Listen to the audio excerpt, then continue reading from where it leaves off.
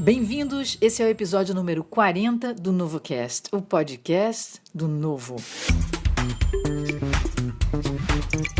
Siga e compartilhe o NovoCast. Estamos em todas as plataformas de streaming e também no YouTube. O Ministério da Economia entregou ao Congresso a segunda fase da reforma tributária. O projeto trata da reforma do imposto de renda para pessoas físicas, empresas e investimentos financeiros. O texto propõe a correção de distorções históricas que contribuíram para transformar o sistema tributário brasileiro num dos mais injustos, complexos e ineficientes do mundo. Vamos conhecer com mais detalhes a proposta apresentada pelo governo, conversando com o deputado federal do Novo em São Paulo, Alexis Fontaine. Oi, Alexis, obrigada por retornar aqui no NovoCast para conversar com a gente sobre a reforma tributária. Alexis, em junho, o Congresso Nacional lançou a Frente Parlamentar pelo Brasil Competitivo.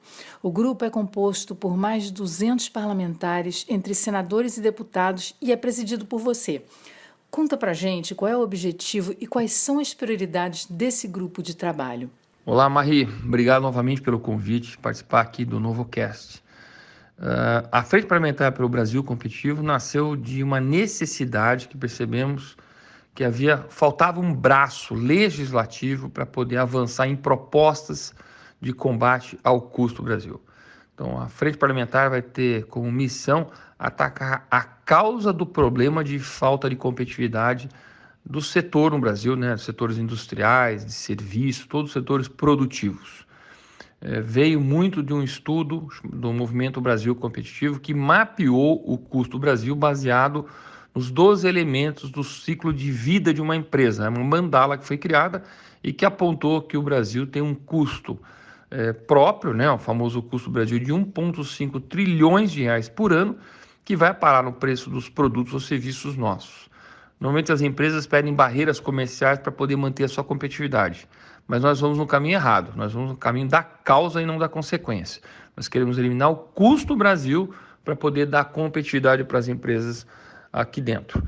E assim conseguir competir globalmente e assim também entregar produtos e serviços a menores preços para os consumidores. A função da frente vai ser mapear as propostas legislativas, priorizar elas e andar.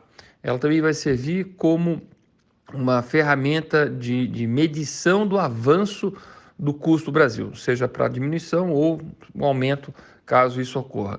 Também vai ser de enforcement e também vai ser de advocacy, ou seja, nós vamos pressionar, dar subsídios técnicos para os deputados e senadores. Bom, o governo fatiou a reforma tributária e quase um ano depois apresentou a segunda fase. Num resumo geral, o que vem a ser o segundo texto apresentado pelo Ministério da Economia e por que o governo resolveu apresentar a reforma em partes? Marie, o que aconteceu com o governo é que ele realmente teve muita hesitação em fazer ou definir o caminho da reforma tributária. E vamos lembrar que a reforma tributária tem que ser vista por dois aspectos que se interligam, obviamente, mas um é o aspecto de renda, o imposto de renda pessoa jurídica, pessoa física e das aplicações financeiras, que é esse pacote que estamos discutindo mais agora. Engraçado que ele veio, é um pacote que veio depois, mas é o que está sendo discutido prioritariamente. E tem um principal, que é a reforma de fato, que é os impostos sobre consumo, que agora, depois da extinção da comissão mista, está no Senado, nas mãos do senador Roberto Rocha, que vai apresentar esse relatório até o começo de agosto, logo depois do recesso, para a gente poder fazer também a tramitação da reforma mais ampla, aquela que vai criar o IVA dual aqui no Brasil, para a gente poder resolver o grande problema que são os impostos que incidem sobre o consumo, que basicamente é PIS, COFINS, IPI, ICMS e ISS. Quando você fala em distorções do sistema tributário, fala também em simplificação. Explica para os nossos ouvintes que distorções são essas e como é que poderia ser efetivamente a simplificação e quais os efeitos no ambiente econômico do país. Maria, as distorções se apresentam de várias formas, né?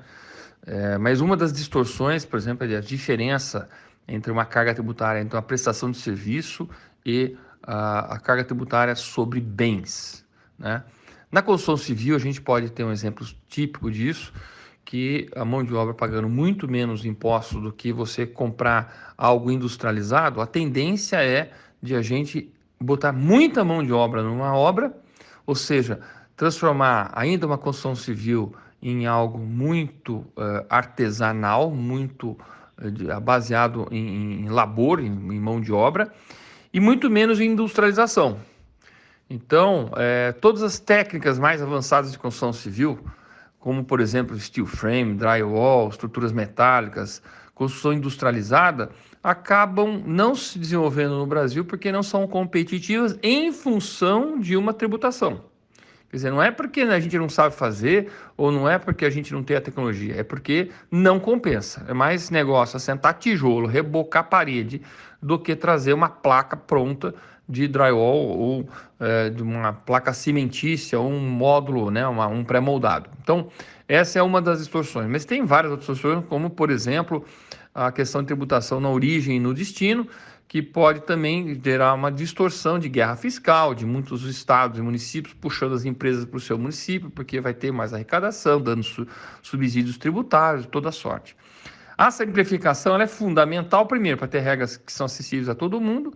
O sistema tributário fica intuitivo e ele fica acessível para todo mundo. Os empresários gastam menos tempo tentando lidar com o sistema tributário e você dá mais segurança jurídica, diminuindo muito os contenciosos tributários.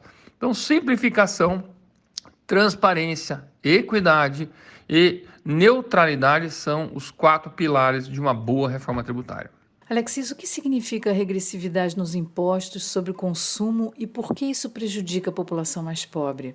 Qual era a solução apresentada pela Frente Parlamentar pelo Brasil Competitivo? Falamos que regressividade de um sistema tributário é quando aquele que tem menor capacidade contributiva, ou seja, o mais pobre, acaba pagando proporcionalmente à sua renda mais impostos do que aquele que tem a maior capacidade contributiva. Em suma, em resumo, é pobre pagando mais imposto do que rico. Dentro do consumo, isso ocorre porque nós temos a tributação muito menor em serviços do que na venda de bens, venda de bicicleta, panela, chinelo, roupa. E o que acaba acontecendo é que a gente vê o perfil de consumo na pirâmide societária brasileira de renda. A gente percebe que a base da pirâmide, que são os mais pobres, eles não vão comprar pacote de viagem, eles não vão comprar serviços de massagem, academia, teatro, restaurante, eles vão comprar elementos básicos. Então, faca, garfo, colher, bicicleta, chinelo, coisas mais elementares, arroz, feijão mais elementares, colchão, seja cobertor. Então, o que acaba acontecendo é que quando a gente olha a pirâmide, a gente percebe que a base da pirâmide, que são as pessoas mais pobres, acabam pagando mais impostos porque consomem mais produtos do que serviços. E a reforma tributária tem por objetivo equilibrar isso, e acabar com essa distorção, essa diferença entre tributação de bens e serviços, como acontece no resto do mundo. É só o Brasil e alguns outros poucos países que também não fizeram a reforma tributária, que ainda não nivelaram isso, que é a neutralidade, onde você decide pela forma mais competente e que tem mais retorno, se você investe no serviço ou investe num produto industrializado. Você diz que o nosso sistema tributário, entre todos os outros problemas já citados, gera acumulatividade e guerra fiscal entre os estados. O que é guerra fiscal entre os estados e como é que a reforma pode solucionar esse problema? Maria, acho que o ponto mais importante é que a guerra, na verdade, é uma consequência, mas é a questão da cumulatividade, Era bom que todos os ouvintes aqui entendessem o que é cumulatividade. Cumulatividade é quando a cada etapa de pagamento de um imposto, ou seja, de uma fase de produção, Então vamos pensar que nós vamos construir um automóvel, a produção da siderúrgica, depois tem a laminação, depois tem estamparia. Vamos dizer que cada etapa dessa seja uma empresa, e a cada vez que alguém transforma alguma coisa, ele paga impostos, e esses impostos, em vez de serem creditados pela próxima fase, que compra a chapa ou que compra o material siderúrgico, ele acaba incorporando no preço do produto, vira custo em vez de virar crédito de impostos. Ou seja, quando a gente chega na ponta, o automóvel está cheio, por exemplo, de ISS, ele está cheio de IOF, que são impostos que foram acumulando durante o processo de fabricação. E isso tira muita competitividade, não dá nenhuma transparência. Eu pergunto aqui para nossos ouvintes aqui, quanto tem de imposto de serviço num automóvel acumulado? E ninguém sabe me dizer, mas tem muitos serviços que foram comprados, desde a portaria da empresa até a manutenção da empilhadeira, do ar-condicionado, que de alguma forma foram para lá. A guerra fiscal ela tem muito mais a ver na questão de origem e destino dos impostos. Impostos que ficam na origem provocam que os estados e municípios queiram atrair empresas para o seu estado e município de modo a capturarem os impostos. Mas isso é uma distorção brasileira também. No mundo, os impostos ficam no destino, ou seja, quem consome lá na ponta acaba pagando o imposto e fica para aquele estado, aquele município. E aí, a gente nunca sabe onde vai parar, mas o mais importante é que ele vai ficar aonde é gerada a riqueza, onde ocorre o consumo. E esse é o padrão mais correto mundialmente. Como é que a gente resolve a guerra fiscal? Fazendo a reforma de modo que um troque pelo outro, ou seja, da origem passa para o destino. Alexis, o imposto sobre dividendos existe nos países emergentes e desenvolvidos. O sistema que está previsto na reforma acompanha os padrões mundiais? Então, Marie, essa é a grande vantagem do relatório do deputado Celso Sabino. Ele fez um relatório em que alinha o Brasil com as maiores economias do mundo, com o padrão OCDE. Ou seja, por volta de 21,5% de carga tributária em renda, ou seja, IRPJ mais contribuição social sobre lucro líquido, na verdade é a mesma coisa, só que e imposto de renda, há uma repartição entre a União, os estados e municípios, enquanto que a contribuição social ela é só federal. E na distribuição do lucro, um padrão de 20%. Mundialmente começa em 20%, vai até 40%, né? Mas o Brasil vai começar com 20%. Então, da forma que está apresentado o relatório, nós não estamos de forma nenhuma diferente das melhores economias do mundo. E isso é muito bom, porque aí a gente estabelece a neutralidade em relação ao sistema de tributação sobre a renda. Lembrando, né, estamos falando sobre renda das empresas. Ainda temos toda a tributação sobre consumo, que a gente também tem que entrar no mesmo padrão. E qual seria a melhor forma final da reforma no que se refere ao imposto sobre dividendos para que ficasse neutro do ponto de vista arrecadatório? O relatório, no modelo, né, no formato que ele está, com as alíquotas que ele está, ele já está neutro em relação ao mundo. Então, isso é uma boa notícia. Eu acho que os detalhes estão na transição do atual sistema para o próximo sistema. Então, por exemplo, todos os estoques de lucro que estão dentro da empresa, que já pagaram 34% de imposto, que é a alíquota hoje de RPJ e contribuição social, esses, se forem distribuídos, não podem ser tributados novamente em 20%, senão a gente teria uma carga muito grande em cima dos estoques de lucro que foram reinvestidos dentro da empresa ou que estão lá no caixa da empresa. Esse é um ponto que a gente tem que saber discutir. Mas o modelo que está, a fotografia que está, ela é boa e é um padrão OCDE. Alexis, a gente está acompanhando e vendo que as lideranças ainda trabalham na construção de um acordo em torno da reforma, que trata de mudanças do imposto de renda e mais uma série de divergências. O texto final ainda tem chances de ser melhorado? Qual é o clima em torno desse acordo? Você acredita que a reforma passa ainda esse ano? Alexis, obrigada pela sua participação de novo aqui no NovoCast. Maria, eu tenho participado de muitas reuniões com entidades produtivas, né? A Abimac, a Biquim, a Abtêxtil, a Brasca, várias associações que representam o setor produtivo e todos estão muito satisfeitos com o relatório. Aqueles que estão menos satisfeitos são os profissionais liberais, advogados, médicos, engenheiros, que hoje têm uma tributação inferior às das empresas e que têm uma tributação privilegiada. E que muitas vezes faz a distribuição de lucros e dividendos como uma forma disfarçada de se remunerar, ou seja, não se põe um prolabore bem baixo na empresa, provoca um lucro maior na empresa, não pagam previdência no nível do salário que eles deveriam ter, não pagam a parte patronal da Previdência e depois oferem um lucro maior e fazem essa distribuição de lucros e dividendos como se fosse uma remuneração. E agora passam a pagar 20%. É uma questão mais de equidade, né? Alguns podem falar, aumentou a carga tributária. Não é bem assim, porque a carga tributária é global e ela não está aumentando, mas aponta-se que individualmente daqueles que hoje pagam menos imposto, eles terão um aumento de carga tributária.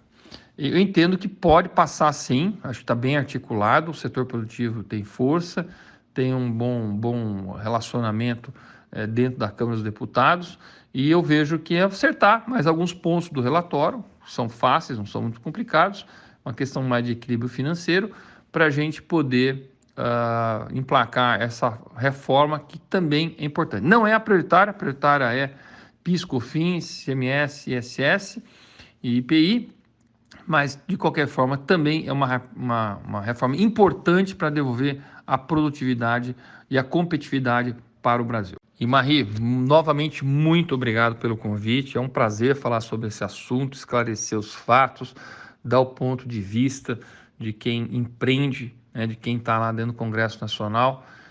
Entendo que essas reformas estão vindo no bom caminho, sem inventar moda, sem inventar jabuticabas brasileiras, criando um padrão que é mundial e o qual a gente está fazendo uma neutralidade de competitividade em relação aos outros sistemas. Um grande abraço e um bom trabalho. Muito obrigada a todos que nos ouviram até aqui. Se vocês gostaram desse episódio do NovoCast, compartilhem nas suas redes sociais com seus amigos e familiares para que conheçam mais as nossas ideias. O NovoCast é uma iniciativa do Novo, um partido político financiado somente com contribuições voluntárias. Ajude o Novo a crescer mais doando e se filiando. Participe do processo seletivo de candidatos do Novo acessando o site em novo.org.br. Adquira também os produtos da loja do Novo em loja.novo.org.br. E até o próximo NovoCast.